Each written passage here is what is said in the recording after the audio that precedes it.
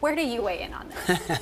Well, I don't think I'm in a position to comment on what other leagues or other teams are doing. I can say I think the saddest part of this right now is I think the messages have become very muddled. I think a lot of people are putting their own spin and their own take. The players may be trying to express some things, and other people are putting a different spin on it. So I think it's kind of sad. I think now we've kind of lost any kind of focus on it.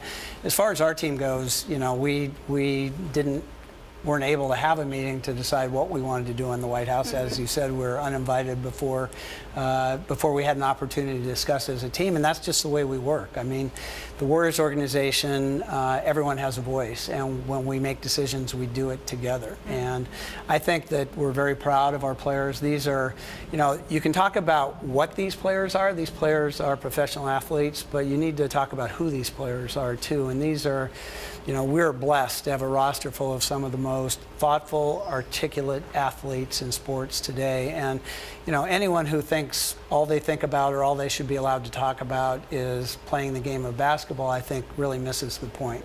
Sports and politics throughout history have always intersected and always will intersect, whether we like it or not. And I think that we're very proud of how our players have represented their own views in a very thoughtful way, and we would encourage them to continue to do that in the future. So, look, the season starts next week. You've got your first game. What have you said to the team about what you expect for them? If they want to make a statement during the national anthem, is that okay?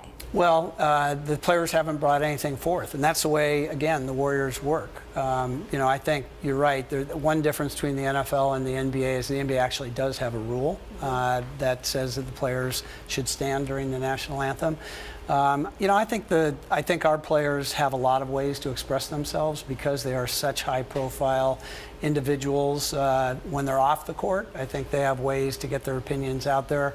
And, I think they'll just decide what they want to do, and I think the team would embrace whatever decision they make, understanding that the NBA rule, it does have a rule in place. Have you guys had any line of communication at the White House? I mean, where does things stand between the team and Steph and the president? As far as we're concerned, we got the direction that morning, right? So we'll be in Washington. We haven't yet decided what the team's going to do. We want to do something to celebrate our championship. That's what this is supposed to be about. When the team who won the championship goes to Washington the next year, it's about celebrating your championship. So we're going to do something to celebrate our championship when we're in Washington. It just won't be at the White House. So next week, first game, can anyone beat the Warriors? The more I read, the more I have to believe it's just not possible. Unfortunately, I've been doing this my entire life, and if you can go back any season and read the preseason predictions and find out how many mistakes people made at the beginning of the year. We're healthy. We're thrilled that we have the core of our team together that has been to the finals. KD still there? The last 3 years. So listen, we're incredibly optimistic, but right now we haven't won a game, so it'd be a little premature to decide where we're going to be at the end of the season.